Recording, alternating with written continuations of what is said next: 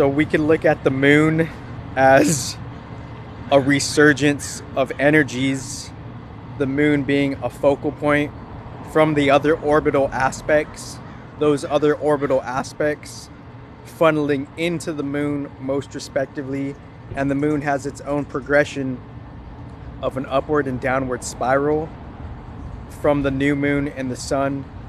The moon is conjuncting Mars, so that resurgence of energy is aligned with the collective Mars, collective root chakra, collective drive to wanna kind of meet a collection of things to be put together. The root chakra, the desires are in the root chakra, a little bit of everything is in the root chakra. And there's an underground podcast where I speak particularly on just the root chakra in a whole entirely different way. So within that root chakra and that heart chakra, they're aligned so that they're resurging. Those energies are kind of like resurging within each other.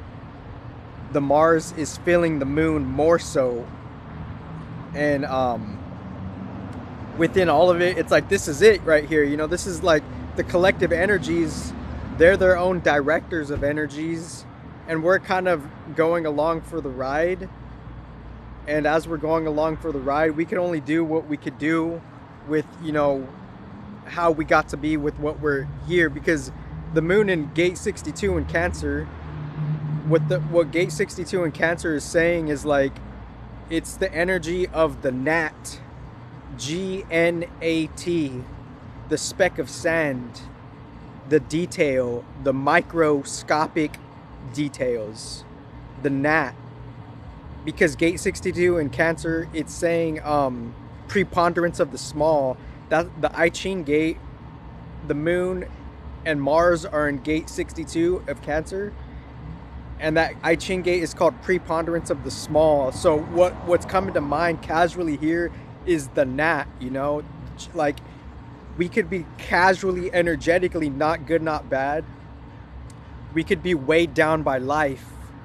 In such a secret harmonic way, because for things to get for a creation to ultimately get harmonic, it goes through different processes to be what it is. Because for the human to be what it is, it had to go in processes beyond our comprehension, but still the human being is a harmonic instrument, right? And shout out to so this is the gnat of the cities. This is the gnat of the countries. This is the gnat of the different states of America. This is the gnat of the different countries of the world. This is the microscopic details of seeing how excellence gets produced through different particular types of pressure that has harmonic intentions. But the process of pressure, it could be misunderstood, right? The process of pressure could be misunderstood, but still that process of pressure, it's creating a particular type of excellence. It's creating a particular type of refinement, right? So the moon and the Mars in Cancer, it's the gnat. The different microscopic creations are going through divine processes and quote unquote not divine processes. So it could have a unique particular type of refinement, right? So this particular type of refinement, it could be quote unquote all over the place, end quote, because everyone has a different destiny and everyone has a different origin. So if everyone has a different destiny and a different origin, obviously the differentiative process, depending on the energies and elements you're coming out of and how that's getting combined and collided and interfused with other elements, the byproduct of that is going to be a different end result and a different process. So that this is Mars and Moon in Cancer. Mercury is in a particular place in Scorpio where it's just that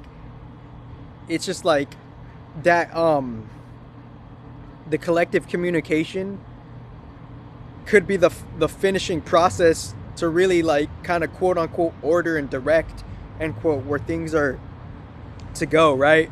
Because these are collective chakras. So Mercury could be the last step to really be like the director, right? Like go here, go there type of shit, here and there. We're all like the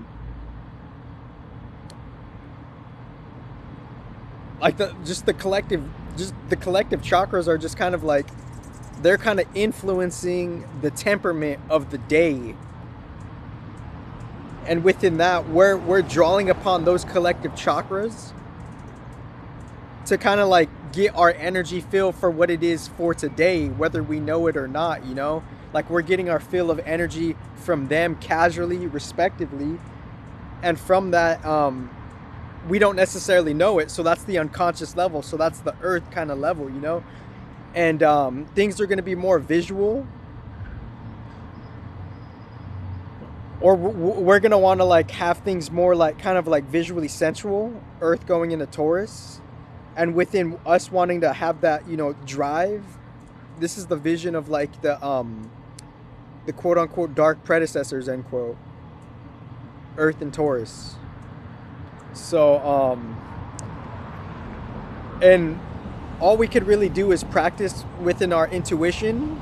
But obviously, like the 3D Earth, it doesn't necessarily accredit and acknowledge and encourage intuitive workings, you know? It doesn't necessarily do that.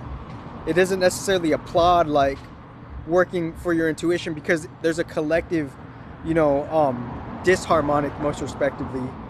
Shout out to the predecessors. And as we're doing that, all we could really do is try to have a deep, extreme, dark balance to balance our intuitive self so we could know what works for us and where to go for our organic self, as all of this other quote-unquote counterintuitive stuff, quote-unquote distortive stuff, and artificial stuff, not necessarily being counterintuitive or distortive, but it could be.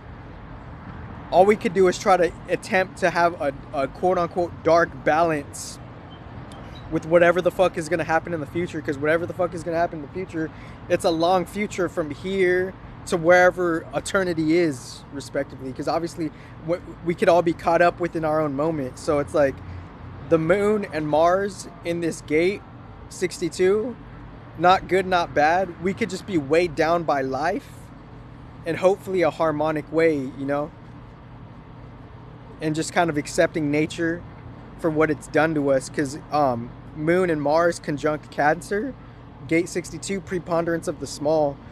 It's we could just like we could just be likened unto like the speck of sand, and that speck of sand could be so advanced, right? Because the DNA microscopic imprint could be likened unto a thumbprint. So I'm going to conclude it right there because I don't want to get too long-winded. And everyone has a different attention span, right? And everyone has different learning styles too. And that's the thing with human design. It's like we're learning a whole new type of way of a learning style. We're reverting from quote unquote counterintuitive stuff to intuitive stuff. That's what the gradual practice of human design could tell us. And I say everything in a general way, my Nag Hammadis. So and then Venus and Sag, you know, that collective like that the young artistic creations of the organic creations are like it could be in like it could be in a quote unquote crossfire of like Jupiterian Sagittarius like energies. Have the best life ever.